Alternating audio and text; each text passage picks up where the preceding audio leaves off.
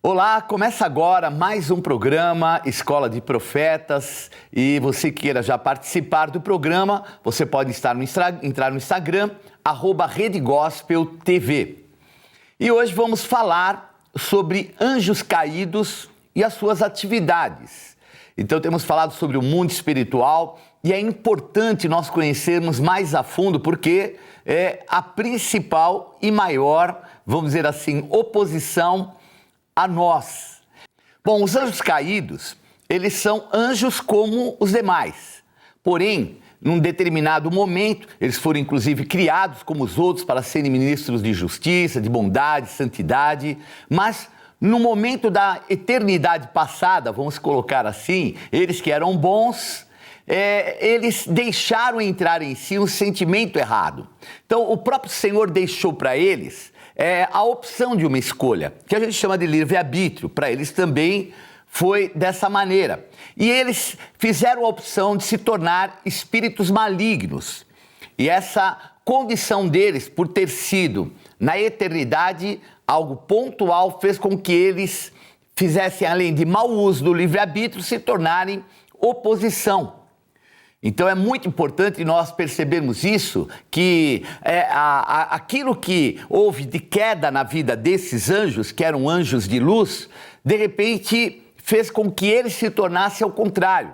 Então o próprio Satanás, o inimigo, ele é um anjo caído, aliás, um querubim caído. E ele, junto com 1/3 dos céus, é precipitado na sua rebeldia à terra, os lugares que nós colocamos aqui, muito se estabelece o inferno como as profundezas da terra, mas não é essa condição física, é um mundo espiritual mais inferior que existe. E à frente dele é chamado Lúcifer, Satanás, Diabo, a antiga serpente, dragão, existem vários nomes para ele e os seus enviados também. Então existem demônios, existem principados, potestades e, infelizmente, eles influenciam. Obviamente estão retidos no seu poder, eles que foram criados com um poderio semelhante a de todos os outros anjos, hoje, como diz a palavra de Deus, estão em cadeias. Mas cadeias, bispo, a ideia nossa muitas vezes é que demônio é como nós, tem um corpo, braço, assim, mas é uma essência espiritual. Então, a situação hoje dessa prisão é nos lugares mais inferiores do mundo espiritual. Então, o local que muitas vezes nós chamamos de abismo. Tanto que até no repreender se tornou um costume que a gente envia eles para o abismo. Quer dizer, de volta ao lugar onde eles devem estar cativos. Então, hoje vamos falar bem a respeito da atividade deles. E pode ter certeza que não é pequena. A influência deles é muito grande e devastadora, porque já no início, no começo de tudo, nós vemos que o inimigo entra, usa a serpente, quer dizer, toma posse, uma possessão da serpente e usando ela, traz o engano e a queda do homem. Então é chamado ali o pecado original, porque foi o pecado no princípio de todas as coisas. Mas vamos ler agora João, capítulo 10, versículos 9, que diz assim: Eu sou a porta, se alguém entrar por mim, será salvo, entrará e sairá e achará pastagem. O ladrão vem somente para roubar, matar e destruir. Eu vim para que tenham vida e a tenham em abundância. Então, se há vamos dizer assim, um exemplo muito claro para designar esse anjo caído, é através da ação dele. E nós vemos que o apóstolo João deixa muito claro, veio para roubar, matar e destruir. Então vejam que esse é o objetivo, mas por que tem esse objetivo? Porque pelo posicionamento que eles tomaram, principalmente Lúcifer, em relação a Deus, a rebeldia, o sentimento contrário à vontade de Deus, o querer ocupar o lugar de Deus, até já tratamos a respeito disso, fez com que eles, nesse posicionamento, por ter sido na eternidade, entre aspas, passada, o ponto onde eles foram criados, eles não têm perdão. Não é que Deus não queira perdoá-los, é porque é uma atitude pontual no mundo espiritual.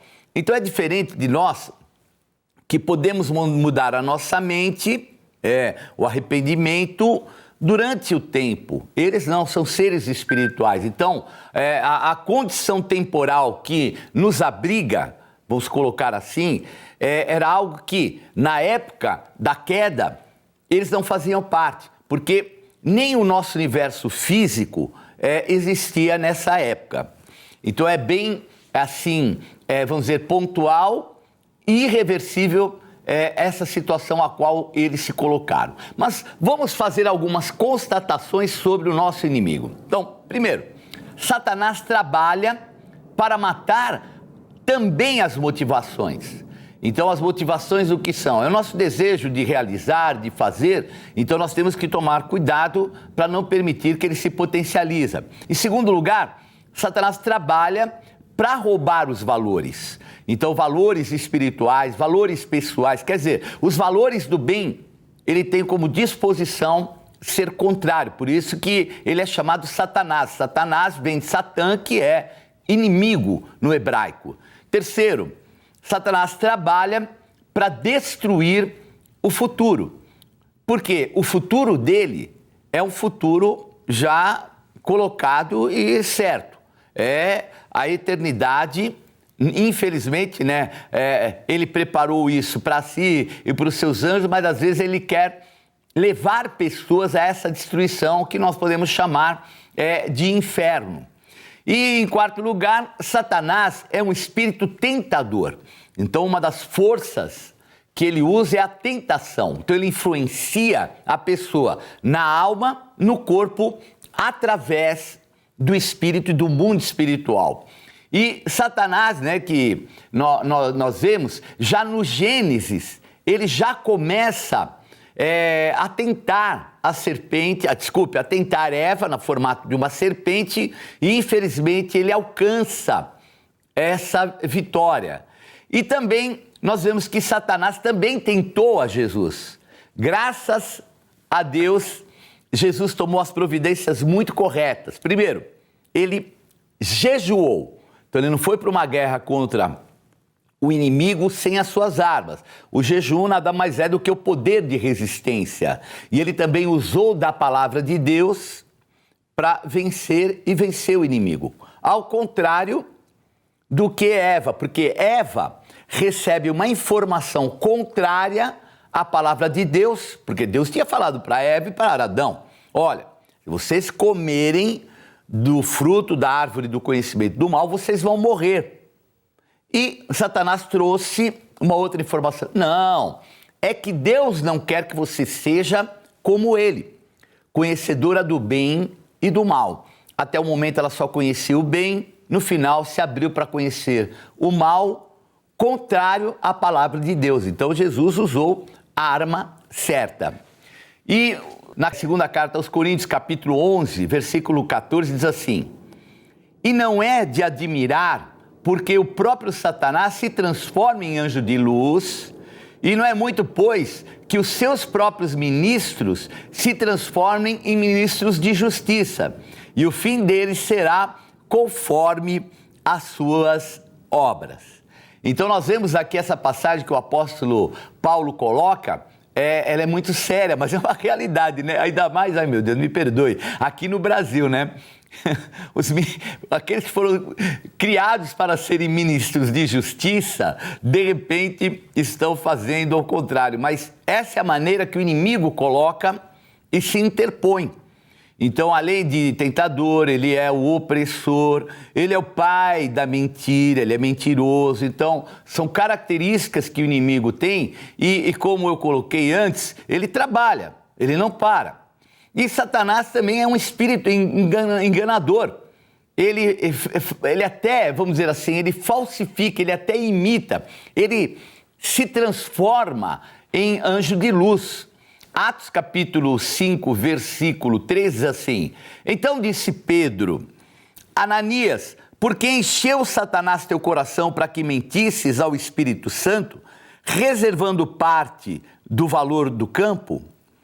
Então vejam que Satanás, a palavra diabolos é a palavra acusador, mas essa palavra no grego também tem uma tendência, vamos colocar assim, a não só o contexto da tentação e também da acusação, mas também da insinuação.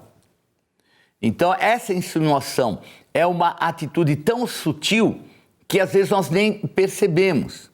Então, vejam que com Jesus foi semelhante ao que foi feito com Eva. Se tu és o Filho de Deus, faça com que essas pedras se transformem em pão. Então, Jesus estava com fome, depois de um jejum prolongado tinha fome, mas ele respondeu com a palavra de Deus e resistiu ao inimigo. Nem só de pão viverá o homem, mas de toda palavra que sai da boca de Deus. Então nós percebemos que ele é mentiroso, semeia a mentira e o engano. Então há uma parábola que nos mostra a maneira até que ele semeia. Então, em Mateus capítulo 13, versículo 24, ele fala, o Senhor fala a respeito da maneira que o inimigo age, ele semeia. Então, no meio do trigo é colocado o joio. Como é que eu posso entender isso, bispo? É que o joio e o trigo crescem como se fossem a mesma planta. Só no final, na hora da colheita, o trigo fica meio dourado, vamos dizer assim, e o joio permanece verde. Vamos dizer assim, o grão do joio é muito maior, então ele fica até, de uma certa forma, pode até sufocar o crescimento do trigo no final, porque é muito maior e continua verde. Então só dá mesmo para ser arrancado o joio no final, porque aí dá para dizer quem é quem. E essa situação, e esse é o grande problema, só o Senhor sabe quem é joio e quem é trigo. Porque muitas vezes nós tomamos uma posição de até, vamos dizer assim, pela evidência, por aquilo que a gente acha, a personalidade de tal pessoa, aí ele é joio. E de repente é trigo que está sendo o quê? Trabalhado. E por outro lado, nós temos que tomar muito cuidado, porque, como falamos, ele pode até se transformar em anjo de luz e, de repente, aquele que você acha, mas esse cara é fora de série, sensacional, olha, e, de repente, por trás dele está o joio, o enganador. Apocalipse 12:10 diz assim: então ouvi grande voz do céu proclamando: agora veio a salvação, o poder, o reino do nosso Deus e a autoridade do seu Cristo, pois foi expulso o acusador de nossos irmãos, o mesmo que os acusa de dia e de noite, diante do nosso Deus. Então, quando eu falei que o diabo trabalha, ele trabalha muito. Aqui nós vemos, aqui essa passagem fala a respeito já do final dos tempos, onde o acusador ele vai ser colocado definitivamente em algemas eternas. Mas fala a respeito de algo, ele fica 24 horas acusando aqueles que são os servos de Deus, buscando o quê? Oportunidade para acusá-los. Então, o diabo trabalha muito. Eu costumo até brincar, porque quando chega a época de férias, as pessoas buscam, vou para a praia, vou passear. Então é o momento em que muitos descansam e aí o diabo faz hora extra, porque aí ele vai para concluir com a sua tentação. Então nós não podemos de maneira nenhuma ignorar os desígnios do diabo, porque ele é também um espírito acusador e até difamador. Mas como assim? Como é que ele é opressor? Como é que é? Bom, o que ocorre? Essa entidade, o inimigo, ele tem espíritos malignos que oprimem a alma, o sentimento. Então, vamos colocar como seria mais ou menos o mundo espiritual. Então, ao nosso redor, existe o mundo espiritual. Nós só tomamos, vamos dizer assim, conhecimento dele pela palavra de Deus, obviamente, e em determinados momentos que nós baixamos aquilo que é o nosso consciente E nesse ínterim entre o consciente e o subconsciente é que nós podemos ter algumas revelações. Como é que chama isso, bispo? Chama-se êxtase. Então, o êxtase, eu não sei quantos de vocês já tiveram, vamos dizer assim, uma sensação de um certo cochilo que você dá e de repente você tem um sonho curto. Nós vemos um êxtase, por exemplo, também na manifestação de Deus em visões. Então, o apóstolo Pedro, quando ele resolveu comer, estava com fome, ele estava esperando talvez chegar lá a comida e de repente ele tem uma visão, tem um êxtase, aquele cochilinho, e ali o Senhor dá uma visão e fala para ele, desce ali um lençol com todo tipo de animais e fala para ele, Pedro, mata e come. E ele falou, não, Senhor, eu nunca comi nada comum e imundo. Aí vem a segunda vez. Aí vem a terceira vez. Bom, com Pedro, as coisas tinham que funcionar só nas 3 vezes, né? Já viu? Então é meio complicado. Às vezes nós temos um lado meio de Pedro. Na terceira vez, o Senhor dá essa visão de novo e fala para ele, Pedro, mata e come. Mas, Senhor, nunca comi o que é comum ou imundo. Mas aí ele parou para refletir. Ele parou para refletir um pouco a respeito daquela visão e até da resistência que ele tinha a cumprir com a vontade de Deus, até por causa de uma tradição que ele tinha, uma tradição judaica vinculada à lei. Mas a realidade era Deus querendo mostrar outra coisa, que o inimigo muitas vezes quer nos cegar. Então ele iria conhecer um grupo que nós chamamos de gentios, né? A palavra gentil é a palavra etnos, outras etnias senão os judeus. Então havia essa separação. Em alguns lugares do Novo Testamento, eles usam o termo grego. E até em outros, o termo até bárbaro, para aqueles que eram outras nações. E no caso, o mais usado é o termo gentil. E de repente viria um grupo de gentil que até seria batizado com o Espírito Santo antes de ser até batizado nas águas, né? Quer dizer, uma controvérsia, algo totalmente, para ele, um paradoxo, algo contrário aquilo que era a expectativa dele, mas era o Senhor já mostrando para ele. Da mesma maneira e no mesmo tipo de influência que o Senhor e os anjos do Senhor ministram, o diabo também ministra. Então eu não sei se você já teve uma experiência, eu tive uma vez, um dia que eu estava numa máquina dessas de ressonância magnética. Então, muitas pessoas têm medo. Ai, bispo, mas eu entendo, porque aquilo é claustrofóbico, fica ao redor. Pera um pouco, eu fui fazer no joelho. Na máquina só entrou meu joelho, não tinha claustrofobia nenhuma. Mas, de repente, eu tive uma sensação muito forte de medo. Me dei aquele cochilinho e aquela sensação, já acordei e falei, opa, tem coisa aqui. Repreendi, acabou. E no fim até voltei a dormir, que eu já estava meio que dormindo. Então vejam que ali naquele lugar, muitas pessoas devem ter passado por um sentimento de medo e outras. Não foi só um sentimento de medo, foi um espírito de medo que trouxe essa carga de influência.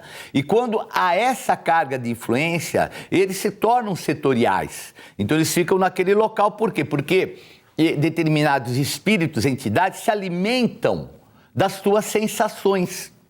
Então, o espírito de prostituição vai se alimentar das suas sensações sexuais. Um espírito de medo vai se alimentar espiritualmente das suas sensações de medo.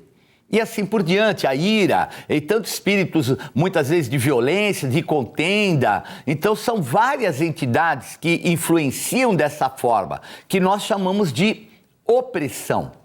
Então é algo que muitas vezes a pessoa tem medo e, como eu falei, violência e assim por diante. Então nós temos que estar aberto. Então a opressão demoníaca é uma pressão, uma carga na alma, que visa esmagar, sufocar, te abater a um ponto de que você não seja capaz de suportar e se torne alguém atormentado. Então existem espíritos, inclusive, de ansiedade. Nesse período da pandemia, nós vemos muitas pessoas que foram dominadas. Espíritos de medo, de pessoas que ficavam numa clausura presos dentro de casa, não queriam sair por nada. E alguns até que já tinham tomado as vacinas. Então vejam como é muitas vezes a opressão demoníaca, né? Lucas capítulo 6, versículo 17 diz assim: E descendo com eles parou numa planura, onde se encontravam muitos discípulos seus e grande multidão do povo, de toda a Judéia, de Jerusalém, do litoral de Tiro e de Sidom, que vieram para ouvirem e serem curados de suas enfermidades. Também os atormentados por espíritos imundos eram curados. E eu quero fazer aqui um parênteses muito importante, porque há uma atitude de Jesus que muitas vezes as pessoas não conseguem compreender. Eu não sei se vocês lembram de uma cura que Jesus vai fazer na vida de uma mulher e da sua filha, uma mulher chamada Ciro Fenícia. E essa mulher era dessa região de Tiro e Sidom. E a região de Tiro e Sidom é a região de uma mulher que ficou muito famosa, que depois ela vai se tornar um referencial de rebeldia feminina, que é a famosa Jezabel. E ela é dessa terra. E Jesus,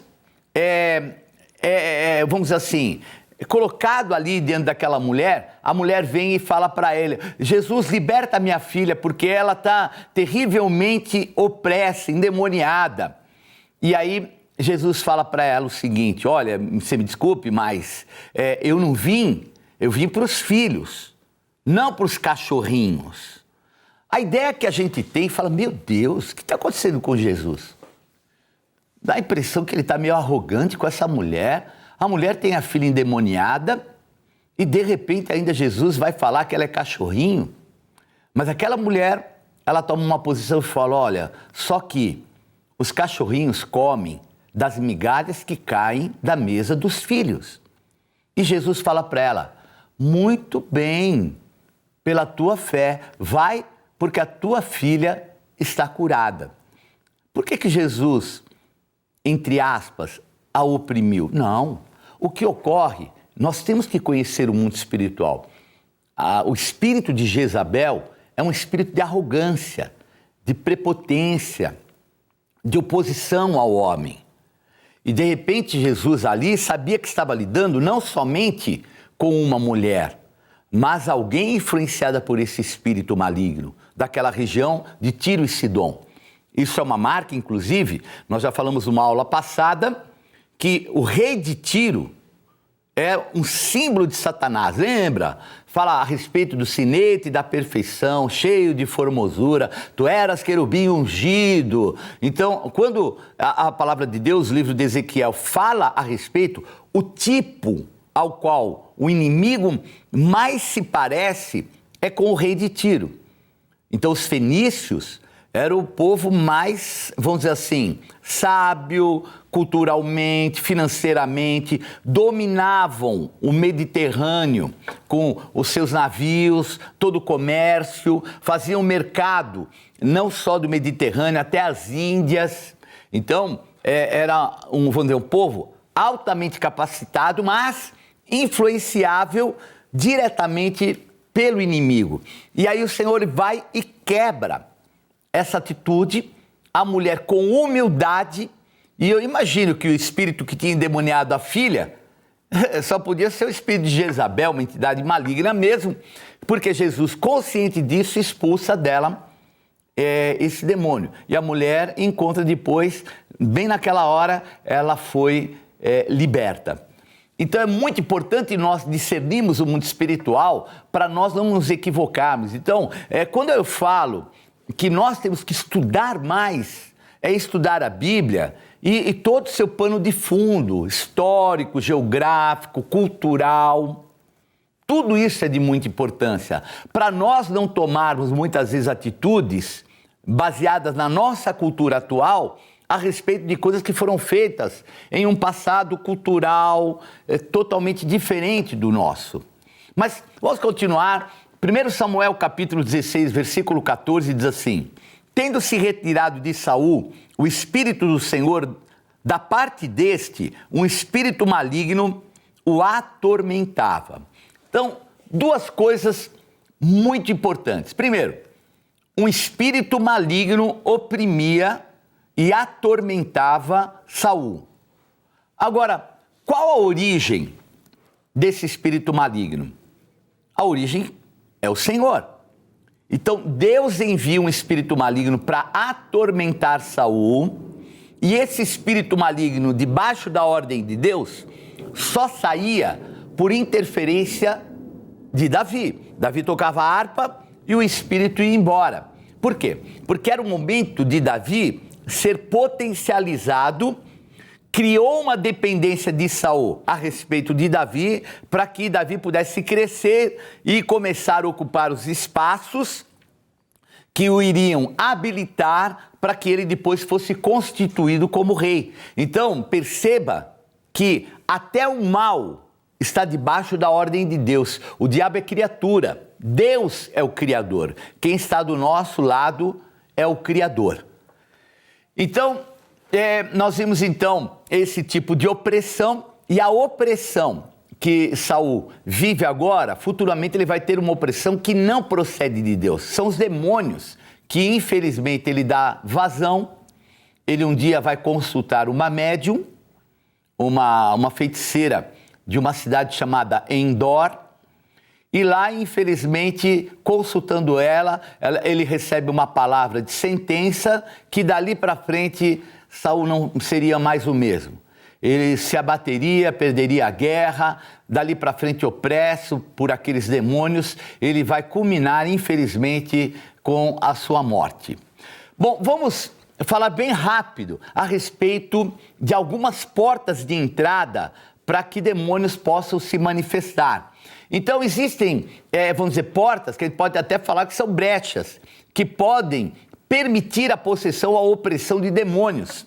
Por exemplo, práticas de ocultismo, determinadas seitas até satânicas, rituais religiosos do mal, a rebeldia, o adultério, porque o adultério às vezes libera até espíritos de miséria, a prostituição, que existem espíritos de prostituição, a mentira também é algo perigoso, porque o diabo é o pai da mentira, a idolatria, que é você adorar um falso Deus, a sodomia, que são atos sexuais com pessoa do mesmo sexo, no caso masculino, a pornografia, que libera também espíritos de prostituição, a apostasia, que é o se afastar da vontade de Deus, a violência também, porque às vezes a pessoa fica possessa, dá uma brecha na violência e vem demônios e a possuem e a pessoa faz loucuras. Nós temos visto pessoas fazerem isso, principalmente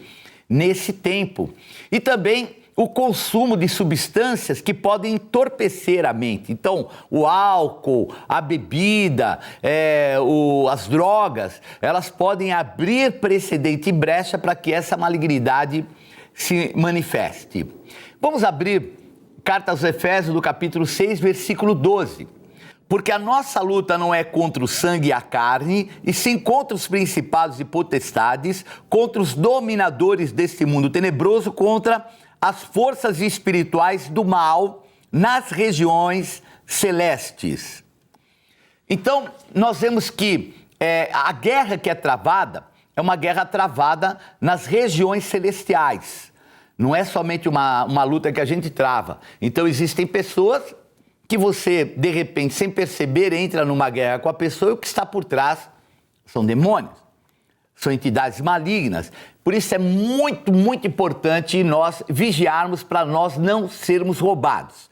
Bom, numa próxima aula, nós vamos dar mais detalhes a respeito dessas entidades. Nós vamos falar a respeito do que é uma potestade, o que é um dominador, o que é um trono. Existem várias designações e conceitos voltados para a atividade desses espíritos malignos. Então fica aí para a próxima aula, mas eu quero fazer um convite muito especial para você. Você está em uma das igrejas Renascer em Cristo. A Renascer Guarulhos fica na Avenida Salgado Filho, 1412, e temos também a Renascer Alto de Santana. na Avenida Água Fria, número 1251. A Renascer Vila Galvão, também em Guarulhos, na Avenida Doutor Timóteo Penteado, 3193. E você é nosso convidado todos os dias, às 8 horas da noite e no domingo, às 8, 10, 16 e 18 horas. Valeu, valeu. Deus abençoe e até a próxima aula.